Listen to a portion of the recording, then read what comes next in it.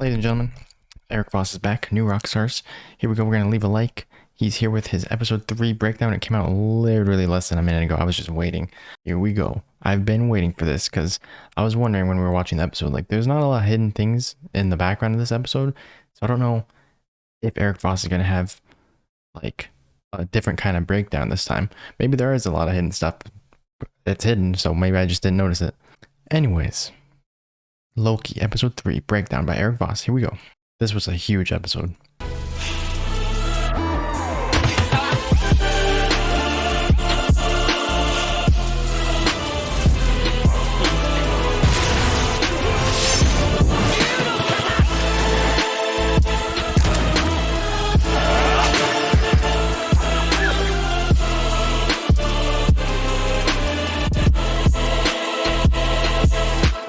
Rockstars, I'm Erik Voss, and this is a breakdown of Loki episode 3, Lamentis, in which Loki and Sylvie play a game of who is enchanting whom. I know, right? Oh my gosh. From huge reveals about the TVA to Asgardian and other alien languages to translate, maybe even huge portions of this episode that might be He's gonna translate alien languages. The other in an illusion? So let's loose the juice from our temp. Yeah, it could be an illusion. I heard those theories. In an illusion that the Loki variant Sylvie plays TVA hunter C20 but I don't think so. So opening this episode in an illusion instructs us as viewers to watch this episode very carefully, because notice how over the Marvel Studios title leading into this we hear this music. Yeah. This it's a jam. Demons by Hayley Kiyoko, which is fitting for the way Sylvie and Loki are called devils this episode. You're no travelers. You're devils. Yeah, and the way you're Sylvie devils. Compared to a demon. One of her horns is missing, and she fought with the other one. I think it broke off because she fights with it. She like takes it off and hits people. How Sylvie something in the water. C20's head using a reconstructed memory of fruity drinks to intoxicate C20 into revealing TVA secrets. Later this episode, Sylvie reveals that this particular memory from C20 was from hundreds of years prior from C20's past as a human on Earth before. So when they're actually transported to the TVA, maybe they don't age, or they just keep getting variants. All TVA employees are variants with memories wiped and forced into servitude by the timekeepers, which poses all kinds of implications, like perhaps Mobius was a jet ski salesman in his I know, that's what I said. Not a jet ski salesman, but maybe someone that's super obsessed with them. Office that Mobius didn't remember getting. That could have been San Diego, true. Relic that was kept in evidence. Also, maybe Renslayer could have been a teacher or a principal at Frankly or judge. High school that pen was from. But this also explains why C20. Oh yeah, true. High school. She did have the high school pen. It was real after coming out of her enchantment, showing that her visions of her past life weren't just fantastical dreams, but subconscious memories of real events. Remember, B-15 also looks shaken. I suspect she too could have been linked with her past. Yeah, maybe they're starting to get their memories back whenever Enchantress enchants them. Drained, reflecting the way C20's mind is being drained by Sylvie in this moment. They discuss brain freezes, but only C20 gets one. Maybe Sylvie doesn't get one because Loki variants are technically frost giants. They're not affected by cold. But check out that patron. Right? Looks a bit like maybe. Maximoff. I mean, I only mentioned it because Sylvie's it kind of does actually. I didn't notice that. What the heck? Which also featured an alternate reality. Her face right there. There's actually a lot of parallels. Like later when Sylvie screams in frustration, it's like Wanda. Sorcery blasts out like a shock. That's what I said during the reaction. Wanda's agonized scream created a shock. Erik, me and you. A sign that variant Lokis could be potential Nexus beings with capabilities of setting the terms of a single reality, similar to how Wanda can do that. And if you think about it, true. Wanda did create Very powerful. Hex out of grief over Vision's absence. And what does Loki say to Sylvie here? You lack vision. Lack vision. Hey, that's what I said. Go to my reaction. I literally said, hey, shout out to Vision. Suspects something is off about the reality. Sylvie maybe they were hinting at Vision. Suddenly to nighttime, similar to how whenever a glitch in the Matrix happened in Westview, Wanda would suddenly edit past it and progress forward in time. In that case, a sitcom decade forward. Also, Sylvie grabs C20's wrist to get her to refocus on her after the switch, showing how physical contact is needed to form that neural link for the enchantment. Now the music has changed to I watched JC CS, criminal psychology. Lyrics foreshadowing the whole journey ahead for Sylvie on Lamentis 1, seeking a power station on a train out of town. Hey, by the way, included in our Loki-inspired merch is our latest augmented reality shirt, which when That's sick. an AR They're augmented reality shirts. I don't know how they do it. Live. Folks who've already gotten it have sent us some awesome videos. Really, grabbing merch like this is the best way you can support new Rockstars. So head on over to newrockstarsmerch.com. Maybe I will sometime. I do need some Marvel merch. For some reason I don't have any, but I have like Marvel posters and stuff. Passing this poster that reads, "The timeline is only as strong as its weakest moment," with his agent all tangled up in the timeline. Ironic considering this is exactly what Sylvie has just done to the TVA. But notice that TVA cop scream at Sylvie. Her magic's still lit up there, which is weird. Like it still turned green. It just didn't fully work. Is digitally filtered, actually similar to the sound of Neo's scream that moment he got unplugged in Matrix. And that may be what Sylvie is doing. I'm gonna be honest, I haven't seen Matrix. At least not since I was like 2 years old, assuming. Which might be why it seems to bring her so much satisfaction to do it. Loki snatches Sylvie's tempad and depletes its juice, leaving Yeah, so does that really just like teleport those variants back to their timeline, maybe? Melancholia style, actually kind of like the way Thanos grabbed a moon. That's what it reminded me of right there. Actually, in the comics, it's an outworld planet on the edge of Kree space. It's from the Annihilation Prologue issue, which features the destruction of Xandar. Now, 2077 would be about 6 decades after Xandar's off-screen destruction by Thanos prior to Infinity War. So perhaps we're now seeing the aftermath of the Nova Corps' inability to protect Xandar's colonies. Here, Lamentis 1 is a mining colony, I think based on LV-426 and Aliens, which we know was a reference for this episode based on the guards being named Private Hudson and Corporal Hicks, which are in Michael Bihn's characters in Aliens. Sylvie Some big references. Loki, but her magic flickers out on his head the way it did with the TVA. Yeah, doesn't work on him. Yeah, Sylvie's reaction makes me think Loki in this moment might have tried to rebound the spell and enchant her. From this moment on, it's not really clear if either have been enchanted, but it is weird that the meteor shower outside subsides after this, despite this oncoming planet coming True, but it happens again later, though. I'm sorry about not calling some faded photocopy of me later. Yeah, maybe he did reverse it. Oh my gosh. I'm Sylvie now. Oh, you changed your name. Brilliant. It's called an alias. This confirms that Sylvie did begin a Loki variant, but due to Loki's sex fluidity, just takes a female form. But the name Sylvie was an alias that she chose. Or was born that way, maybe, because anything could happen. Exactly Sylvie Lushton Enchantress from the comics, but really a new character inspired by both Lady Loki and Enchantress. Sylvie has Hulk by a chain. What the heck? Lettering, which, from what I can tell, matches neither the Skrull language written on Rocket Scanner and Guardians of the Galaxy, nor the established MCU Kree alphabet, making me wonder if this could be Xandarian, but we don't really have a way to translate. Xandarian. That won't stop me, folks. So oh no, Eric, calm down. Over the tempad to charge it. That top word has 6 characters, and using the substitution decoding process I used for the Riddler cipher in the Batman trailer, you always start by looking for repeating symbols, and some do repeat. The 2nd and the 4th are the same letter, and the 3rd and the 5th are another letter. So we're looking at a sequence of 1, 2, 3, 2, 3, 4. So then you got to do some guesswork based on really whatever the most commonly used letters be in combinations with each other. I'm wondering if those could be R-E-R-E, and the word could be prereq for pre-requirements, and all those names in red on the side being the names of colonists given priority status for Jeez, maybe. Why this building would be the one building left in town with the lights on. This is what I do with my time. So Sylvie kicks on the door to the trailer only to be blasted with a gun. Old lady. Actually, she's not even that old looking. Oh, I haven't seen Volume 2. Oh, yeah, that's basically what it is. Notices the woman's framed photo with her husband. Kind of looks like a nod to Grant Wood's American Gothic, but common misconception that does not depict a married couple, but a farmer and his daughter. Kind of similar to how Loki and Hela are step siblings in the MCU, but in Norse mythology. Jeez, he looks so far into this stuff. So at the train station is oh my gosh, he just has knowledge. Including some kids, and you know that means camera, lens, eye contact. I know, I noticed that too. I just didn't want to point it out. I pointed it out enough in episode 1. Loki kept looking at the camera. But yeah, these guys were looking at it a lot. Wachowski's populated the extras that bumped into Neo with twins. Twins! Really as a way to evoke this. What is that a reference to? This could be another possible clue that this may be Loki or Sylvie having enchanted the other in an illusion. But real quick, I want to do a Loki and change my shirt. But before Oh, we continue, thanks okay. to Displate for sponsoring this video. Oh, Displate's Displate actually really makes good, but we're gonna skip high-quality this. art prints on metal. They have over a now, the I do have 19 access to posters in here. train is a bit similar to Bong Joon-ho's This plate's pretty nice. in which he uses a train as kind of a Marxist allegory, in which the rich get luxury cars at the front, but that capitalist engine ultimately serves no one, similar to how this train leads to no one's escape from destruction. Yeah, I really wanted to see a meteor crash into it in the background though. Even though that's so messed up.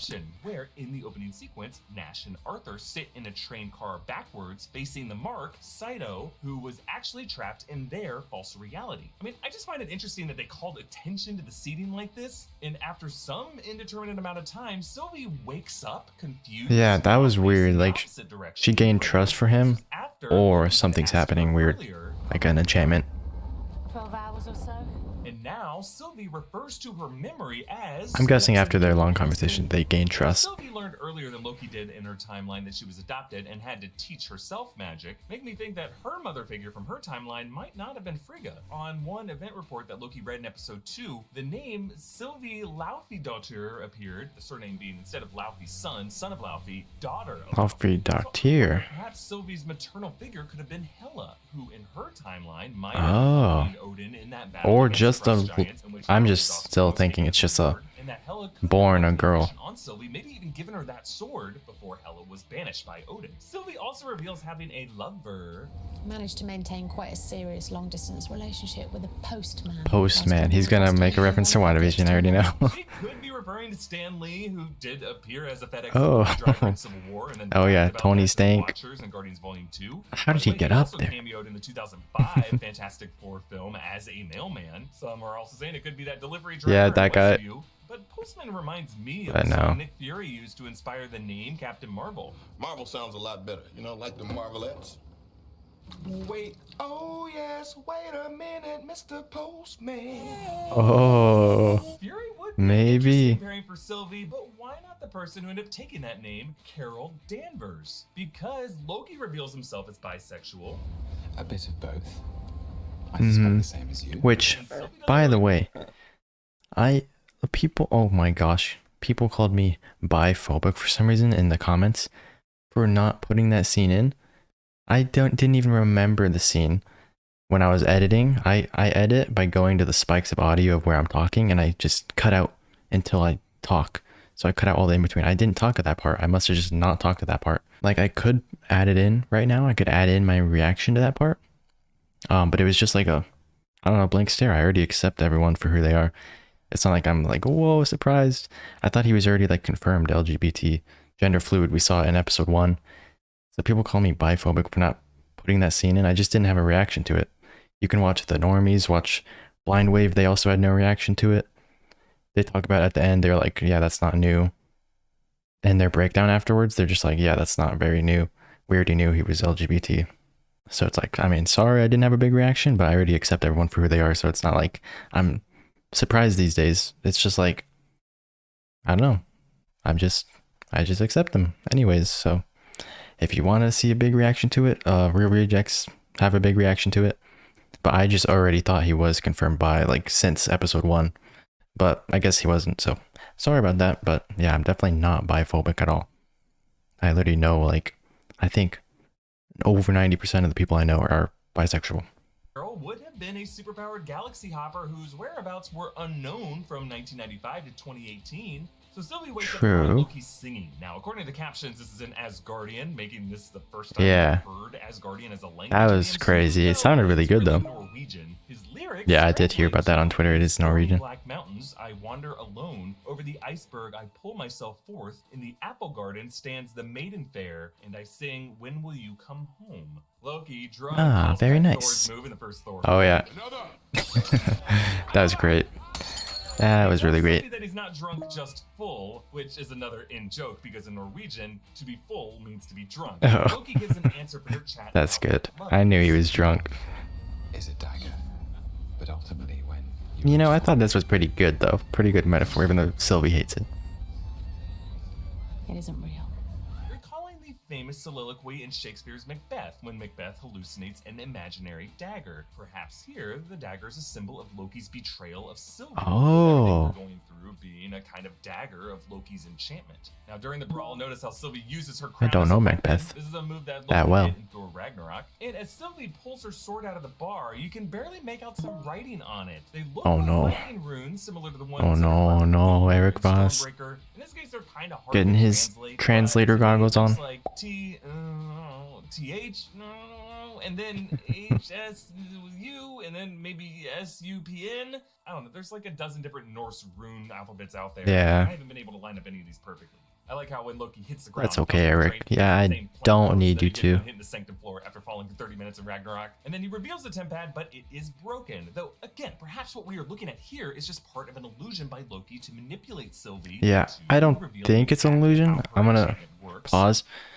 I think he could still have a, if he's able to hold one on him, I think he might have a time stone in his pocket, and he can either reverse time to back when they were going through the portal at the TVA, but then as soon as the portal opens and they enter the TVA, his time stone's going to run out of juice because it doesn't work in there.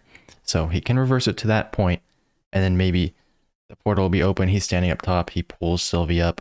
I don't know, am I like writing a fan fiction in my head or something? But he can like pull her out maybe, possibly, or I don't think the TVA is gonna save them. They need her dead anyways. They probably don't care about this Loki variant too much. If they die here in this apocalypse, it doesn't change anything. So I'm guessing that the TVA won't help them, but they're gonna have to find their own way out. Whether it's through a time stone, another different infinity stone, or something, I don't know. I really don't think it's an illusion though. Because only now does Sylvie finally reveal that she mind controls by reconstructing memories, and she also reveals to Loki that the TVA are actually memory wiped variants, which are big things that Loki has gained through this experience, which then leads to this seemingly impossible long take through the collapsing city of Sharu. I mean, now at first glance, this awesome looking sequence appears to be a 3-minute unbroken long take, but yeah, it was really sick. Yeah, it has cuts. There's like things that go in between. With hidden cuts if you look closely. Shot 1, Loki and Sylvie enter through the tunnel. Loki steps I love when they do stuff like this though. I just feel it. I don't know. I would do this if I was making a short film. On the pan there. Shot 2, following the two of them down the alley. Camera orbits them a few times. There's still really long shots though. Shot of that colliding planet cracking in half, and then a meteor striking a nearby building, flashing the frame. Jeez, this is a lot less shots than I thought. I thought maybe there was a lot more cuts in here. Tilting the camera and filling the frame with smoke. Cut there. Shot 4, where the camera tilts back up with Loki's rise, and then they run into that cafe and they confront some guards. I think there were some cuts hidden in there on the stunts, but definitely a cut like right there, probably. Passes a beam onto shot 5 as they run. True. Good catch. They cover. They follow another running woman back to that same building that collapses. Crane up on a VFX shot of that collapse. Cut there to shot 6, where they run and Loki freezes that tower from crushing. Yeah, and reverses it. And then right after, as Loki runs Time stone? I don't know. It could just be his telekinesis. Time stone would reverse the smoke and everything with it also. Shot 7, where Loki and Sylvie fight off the last of the guards at the gate, only to see the Ark get destroyed by. Yeah, that's sad.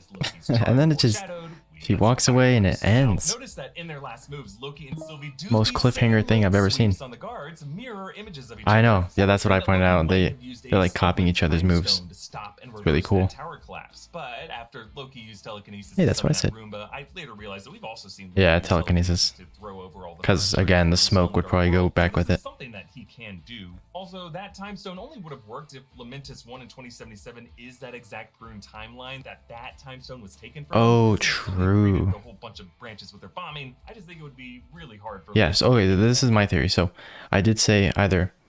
Now that he points that out, I don't think the TVA can help them, but I think Sylvie will help herself. You know how she sent all those pruning devices through time? I think one of them will be sent exactly to where they're at.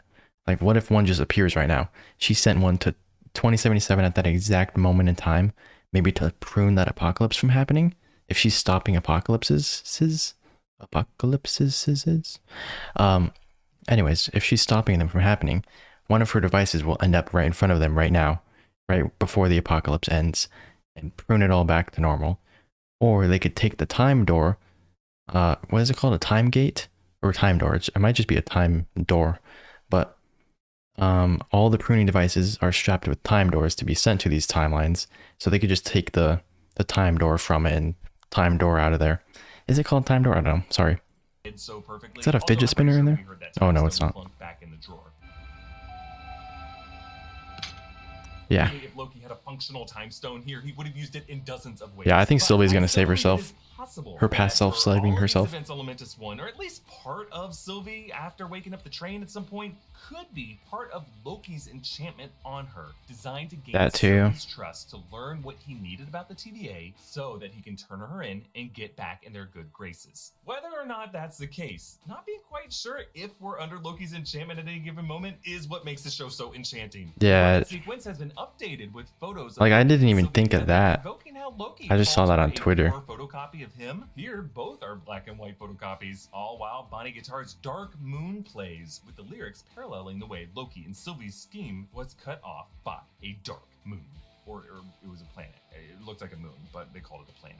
Anyway, support this channel Moon, by checking planet, out our new same thing. Loki-inspired merch options. Not really, but especially that Loki out of time shirt and new Rockstars merch. people call Titan a planet all the time, even though it's a moon of Saturn, isn't it? I don't know. I don't know space. I don't even know geography in my own area. So, anyways, thank you, Erik Voss. Amazing breakdown of episode 3. So yeah, getting back to what the next episode will be about.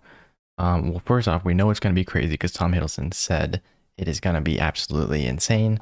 But how they're going to get off the planet, I'm again going with my own theory that Sylvie's one of her time capsules from episode 2 will end up in their timeline and prune stuff away, or they'll take the time gate, time door off of it and use it to get out of there. I don't think the TVA is going to intercept and help them because there's no point of doing that. The time stone theory, while I do think it would be really cool to see, Erik Voss did just point out that it would have to be that exact time stone, and we did hear him clunk it back into the drawer.